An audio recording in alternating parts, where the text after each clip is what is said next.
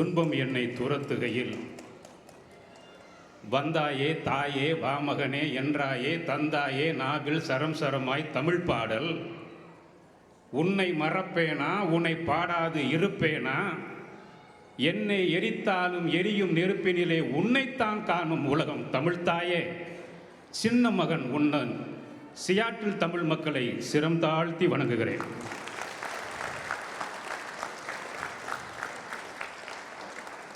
நானூற்றி 50 மாணவர்களோடும் 70க்கும் மேற்பட்ட ஆசிரியர் பெருமக்களோடும் 10 ஆண்டு காலம் இந்த தமிழ் பள்ளியை பக்குவமாக நடாத்தி வரும் இந்த பள்ளியினுடைய தலைவர் சசிகுமார் அவர்களே, முதல்வர் சுகன்யா அவர்களே, துணை முதல்வர் நிர்மலா அவர்களே, இதனுடைய நிர்வாகிகள் தொடக்ககால நிர்வாகிகள் செல்வா அவர்களே, செந்தில் அவர்களே, இன்று வரை இதனை நிர்வகித்துக் கொண்டிருக்கும் மாண்புமை நிர்வாக பெருமக்களே, அன்பு பெற்றோர்களே, குழந்தை செல்வங்களே, உங்கள் அனைவருக்கும் வட அமெரிக்க தமிழ் சொந்தங்கள் அத்தனை பேரின் சார்பிலும் வாழ்த்துக்களையும் வணக்கத்தையும் தெரிவித்துக் கொள்கிறேன்.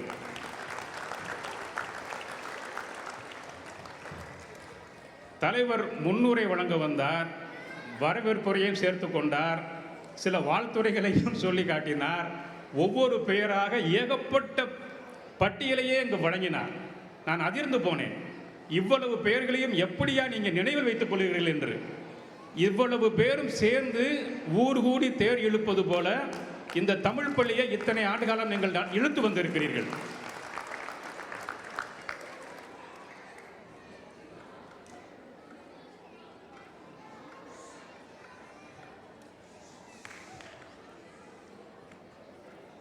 எத்தனை ஒரு கம்பீரமான அரங்கம், ஆடம்பரமான அலங்காரங்கள், பெரிய கணினி திரைகள், மின்னணு திரைகளே என் கண்ணுக்கு 3 தெரிகிறது. இது என்ன ஒரு பள்ளிக்கூட விழாவா இல்லை ஒரு பெரிய பேரவையினுடைய மாநாடா என்ற அளவிலே நீங்கள் இவ்வளவு பெரிய ஏற்பாட்டை செய்திருக்கிறீர்கள். உண்மையிலேயே நான் இதில் கலந்து கொள்வதிலே மிக்க மகிழ்ச்சி கொள்கிறேன். எதுக்காக இவ்வளவு ஏற்பாடுகள் செய்கிறோம்? தமிழ் நமது தாய் மொழி, அதனை நம் பிள்ளைகளுக்கு ஒரு அளவுக்காவது கற்றுக் கொடுக்க வேண்டும் என்ற உயர்ந்த எண்ணத்தோடு. ஏனெனில் உலகத்திலே 7100 மொழிகள் இன்று வரை செயற்பாட்டிலே பேச்சளவிலே 7100 மொழிகள் இருக்கின்றன. இவற்றுள் 8 கோடி மக்களுக்கு மேல் அதிகமாக பேசப்படும் மொழிகள் வெறும் 20 மொழிகள் தான். அந்த 20 மொழிகளுள் தமிழும் ஒன்று. இது புதுமையான உலகம், நவீன உலகம். இந்த நவீன உலகத்தில் இத்தனை ஆண்டு காலத்திற்கு பிறகும் தமிழ் வாழ்ந்து கொண்டு இருக்கிறது. அதுவும் முதல் 20 மொழிகளுக்குள் ஒன்றாக வாழ்ந்து கொண்டு இருக்கிறது என்று சொன்னால் அதுதான் தமிழின் பலம், பெருமை. பழமைக்கு பழமையாக, புதுமைக்கு புதுமையாக விளங்குவது தமிழ். எப்படி பழமைக்கு பழமையாக? இப்போ ஜோசியக்காரங்கன்னு கேள்விப்பட்டிருப்பீங்க. காலத்தை கணிப்பவர்கள். கடந்த காலத்தில் என்ன நடந்தது, எதிர்காலத்தில் என்ன நடக்கப் போகுது, எல்லாவற்றையும் கணிக்கும் ஆற்றல் பெற்றவர்கள் இந்த ஜோசியக்காரவங்க, கணிப்பவர்கள். அவர்களால் கூட தமிழ் என்று பிறந்தது என்று கணிக்க முடியாதாம் என்கிறார் பாரதியார். தொன்று நிகழ்ந்தது அனைத்தும் உணர்ந்திடும் சூழ்கலை வாணர்களும் இவள் என்று பிறந்தவள் என்று உணராத இயல்பினலாம் எங்கள் தாய், எங்கள் தமிழ் தாய். அந்த தமிழுக்கு சொந்தக்காரர்கள் நாங்கள். அந்த தமிழ் மொழியை அடுத்த தலைமுறைக்கு கடத்த வேண்டிய பொறுப்பு எங்களுக்கு இருக்கிறது. அதனை நீங்கள் உணர்ந்திருக்கிறீர்கள். அதனால்தான் இத்தனை ஆண்டு காலம் விடாப்பிடியாக இந்த தமிழ் பள்ளியை வெற்றிகரமாக நடத்தி கொண்டு இருக்கிறீர்கள். அதற்காக நான் உங்களை வாழ்த்துகிறேன். தலைவர் சொன்னது போல என்னோடு கல்லூரியிலே படித்த காலத்திலே படித்தவர் நண்பர் சதீஷ்குமார் அவர்கள். அதை எப்படியோ நினைப்பு வைத்து நான் எங்கள் ஊருக்கு வருகிறேன் என்று தெரிந்தவுடன் அவரே என்னை அழைத்து வந்து அவர் வீட்டிலே தங்க வைத்திருக்கிறார். நல்ல சாப்பாடு கிடைக்குது. சியாட்டிலுக்கு வந்ததுக்கு இது ஒன்று போதுமையா என்ற மன நிறைவோடு நானும் சாப்பிட்டு கொண்டு இருக்கிறேன். காலையில் அவங்க மனைவி வடை சுட்டாங்க, உளுந்த வடை. நீண்ட நாளைக்கு பிறகு கிடைச்சிட்டு நான் ஒரு கட்டுனேன். அந்த ஒவ்வொரு வடையும் பார்த்தீங்கன்னா ஒவ்வொரு வடிவத்தில் வந்தது. நான் அதை பார்த்துக்கிட்டு இருந்ததை கவனித்து அவங்க சொன்னாங்க, அவர்களால் ஒரே மாதிரி வடை செய்ய முடியாது. சில தோழிகள் வேண்டுமானால் அழகாக ஒவ்வொரு வடையும் ஒரே மாதிரி செய்வாங்க. ஆனால் இவங்களால் அப்படி செய்ய முடியாது, ஒரு வடை சின்னதாக வரும், பெருசாக வரும், அப்படி இப்படி தான் வரும், சாப்பிடுங்க, கோச்சிக்காதீங்க அப்படின்னாங்க. நான் ஏதாவது குறை சொன்னேன்னா? நான் எவ்வளோ வேகமாக சாப்பிட்டுக்கிட்டு இருக்கேன். வடிவம் இல்லை என்று நான் வடையை குறை சொல்லவே இல்லையே. சுட்டு போடுங்க, நான் சாப்பிட்டு காட்டுறேன். உட்காந்து சாப்பிட்டேன். அப்படி எப்படி வடை பல வடிவங்களில் வருமோ அதுபோல கூழாங்கல், அவர்கள் காலையில் வடையை பற்றி பேசிய போது எனக்கு கூழாங்கல் நினைப்பு வந்தது. பார்த்துருக்கீங்களா? ஒவ்வொரு கூழாங்கல்லும் ஒவ்வொரு வடிவமாக இருக்கும், ஒவ்வொரு நிறமாக இருக்கும். ஆனாலும் ஏதோ ஒரு விஷயத்திற்கு அது பயன்படும். ஏன் அப்படின்னா அந்த கூழாங்கல் பல நூறாண்டு காலமாக உருண்டு உருண்டு உருண்டு தன்னைத்தானே பக்குவப்படுத்தி கொண்டு தனக்கான வடிவத்தை அது ஏற்படுத்தி கொண்டு இருக்கிறது. ஆனாலும் வடிவம் எப்படி இருந்தாலும் வாழ்க்கையில் பயன்படுகிறது. அப்படித்தான் நமது பழமையான தமிழ் பல்லாயிரக்கணக்கான ஆண்டுகளாக பயணித்து பயணித்து பயணித்து புது புது சொற்களை தனக்காகவே உருவாக்கி கொண்டு இன்று வரை வாழ்ந்து கொண்டு இருக்கிறது, நின்று விளையாடி கொண்டு இருக்கிறது. அந்த தமிழை காக்க வேண்டிய நமக்கு பொறுப்பு நமக்கு இருக்கின்றது. அதைத்தான் நீங்கள் பிள்ளைகளுக்கு சொல்லிக் கொடுத்து கொண்டிருக்கிறீர்கள். அந்த பிள்ளைகளிடத்திலே தமிழினுடைய செழுமை குறித்து ஓரிரு கேள்விகளை கேட்க விரும்புகிறேன். 2 சொல் தமிழ் சொல், 2 எழுத்து தமிழ் சொல், யாராவது ஒன்று சொல்லுங்க பார்க்கலாம். ஈரெழுத்து தமிழ் சொல். மலையா? மழை. தலை. தலை ஈரெழுத்து தமிழ் சொல். இப்போ இங்கே உள்ள பிள்ளைகளுக்கு ஒரு கேள்வி. அதே போல ஈரெழுத்து தமிழ் சொல் 2வது எழுத்து டு முடியணும். இப்போ ஏடு 2 எழுத்து தான் இருக்கணும். 2வது எழுத்து டூல முடியணும். வாடு மாடு சொல்லியிருக்காங்க, பாடு சொல்லியிருக்காங்க, ஆடு எல்லாம் ஆட்டுக்கறி சாப்பிட்றவங்க போல இருக்கு. பேடா மேடு மேடு அக்கா மேடு சொல்லியிருக்காங்க.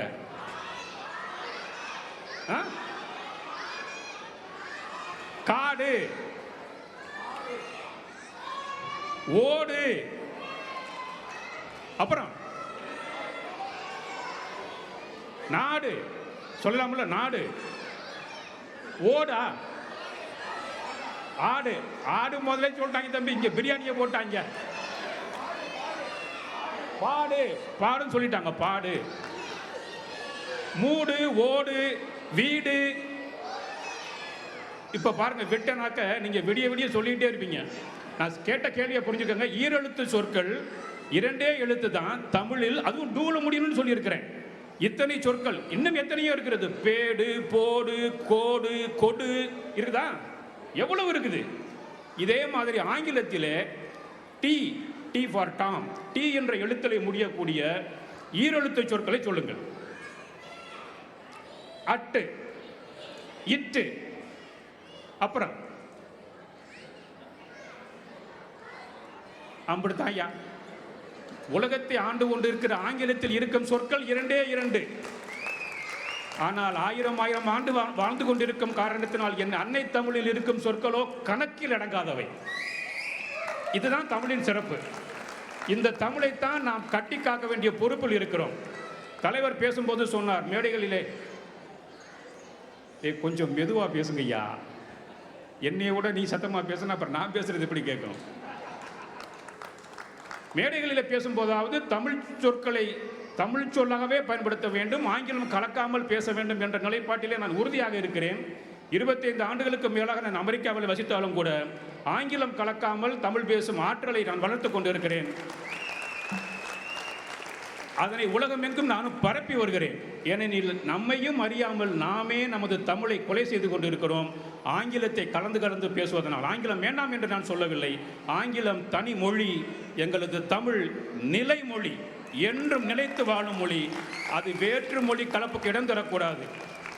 தமிழா நீ பேசுவது தமிழா. எவ்வளவு வேதனையோட ஒரு பாடலை பாடினாங்க பாருங்க.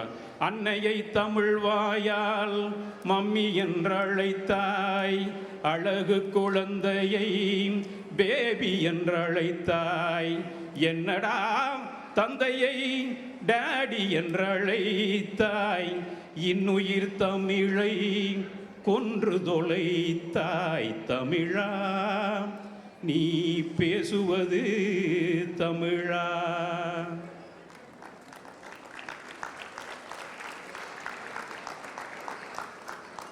இதுதான் நாம் செய்ய வேண்டியது. பிள்ளைகளுக்கு தமிழ் கற்றுக் கொடுப்பது ஒரு கடமை, ஒரு பக்கம். நம்மாலும் தமிழை வளர்க்க முடியும், தமிழை வளர்க்க வேண்டிய கடமை நமக்கும் இருக்கிறது என்று எண்ணி பயணிக்க வேண்டியது மறுபக்கம். தமிழ் என்பது பிள்ளைகளுக்கானது மட்டுமல்ல, நமக்கானதும் கூட. நாம் நமது தமிழை தமிழாக பயன்படுத்துவோம், செல்லும் இடமெல்லாம் தமிழில் பேசுவோம், சுத்தமான தூய தமிழில் பேசுவோம். அதுவே தமிழுக்கு செய்யும் தொண்டு.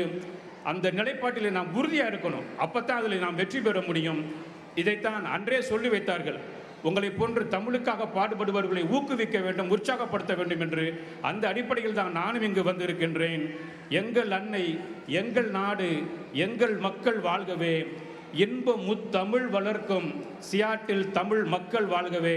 அலை இருக்கும், மலை இருக்கும், காற்று இருக்கும் நாள் வரை அறிவிருக்கும் தமிழர் நாடு ஒளிபடைத்து வாழ்கவே. மன்னர் ஆண்ட மதுரை, தஞ்சை, காஞ்சியோடு உறந்தையும் மறவர் நாடும் உலகு முற்றும் வாழ்க வாழ்க வாழ்கவே. எங்கள் தமிழ் மொழியும் சியாட்டில் தமிழ் கல்விக் கழகமும் உங்களை போன்ற அன்பு குழந்தைகளும் பெற்றோர்களும் தமிழ் உணர்வாளர்களும் என்றும் இந்த மண்ணில் நிலைத்து வாழ்கவே என்று என் நெஞ்சார வாழ்த்தி விடைபெற்றுக் கொள்கின்றேன். நன்றி, வணக்கம்.